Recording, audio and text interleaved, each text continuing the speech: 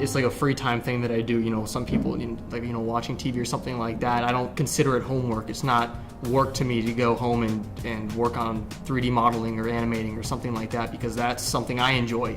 I always would aspire to be a ballerina. I had pink tutus for Halloween, and I just loved everything about it. I figured that I've been playing the piano since, I was like 4, and this is my life. This is like what I've been doing for my whole life, and I don't want to just stop. Here at Dreyfoos, we're all privileged. We get to work on our art every day, so we're getting pretty good at it.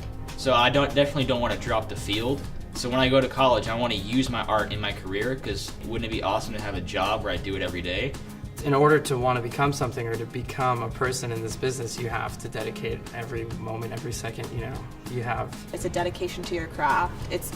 There's rehearsals, you're constantly working pieces, you're constantly taking dance lessons, taking voice lessons, taking acting lessons, anything that you can to improve. I'd say out of the 7 days a week, I'm probably dancing 6. And at school we dance normally 4th hour, 6th hour, so that's an hour and a half. And then after school I have about 2 classes, which is another 2 or 3 hours, so probably like 20 or so hours a week.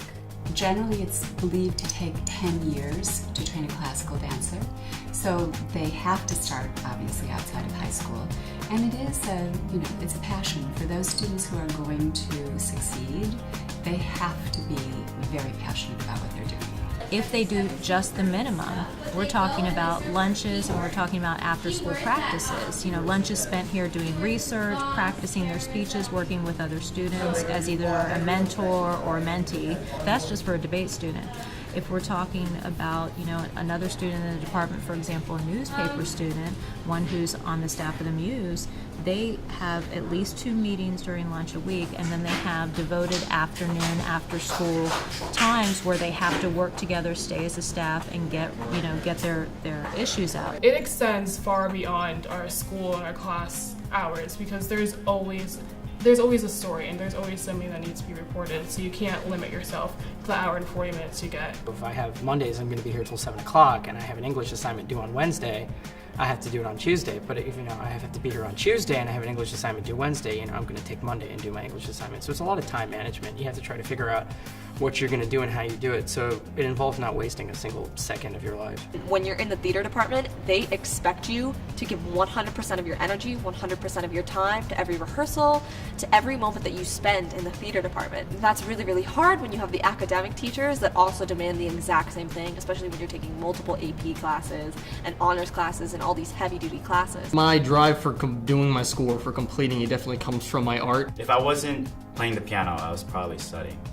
And if I wasn't studying, I was playing the piano. So managing your time is probably the biggest part. And I guess I sacrificed like the fun part of high school or whatever, but I think it's definitely going to be worth it. You can't just have the one. You got to be strong in both. Sometimes I feel so overwhelmed and so stressed, but once I have all my APs done, and once I have all of my things for debate done, or all my things for seeds or film, I just feel so accomplished. I just feel like I've taken a milestone and I've just done that much better. They're working all year long, working on their musical projects all year, all the time, balancing that with their academics and whatever other outside endeavors they pursue. They're busy. They're busy preparing always.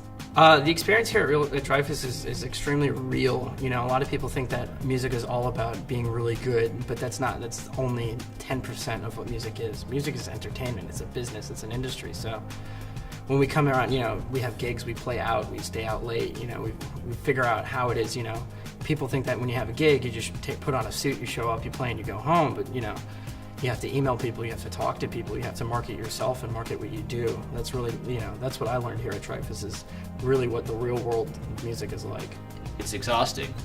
My summer piece that I worked on for an entire month, and some days I would work for quite literally 13 hours. There are some pieces that I will actually make for the intention of selling as commercial pieces, because I'll have an idea in my head and I'll think, oh, somebody might want this in their living room. There's a lot going on here, and you have to understand things in a different level than you would in another school. So I remember grading my first batch of drawings thinking, these are all A's. How do you discern?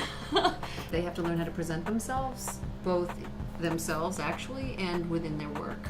So when their work is out there without them standing next to it, it is saying what they want it to say. That takes millions of individual critiques, group critiques, where you sit with a student and you say, what was your intent? How is it working? How is this not working? How could you tweak it to get to really what you're trying to say? That's one of the strongest things about Dreyfoos, I feel like, compared to other schools, even other art schools, is the involvement. I didn't expect having such a close connection to the teachers I have now, that like I didn't expect them to be so caring and to want you to succeed as much as they want you to.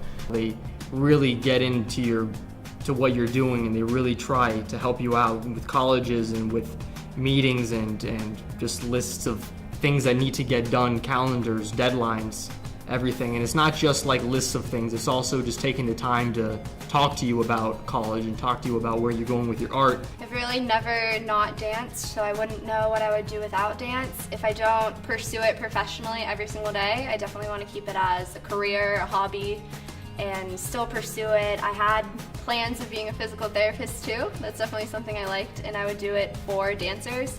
So I would always just keep dance with me. We tell the kids very honestly, it's a hard business. It's a very difficult business. It's a challenge. And you have to be willing to sort of eat, sleep, live, breathe it 24 hours a day, 7 days a week. We talk about arts integration all the time.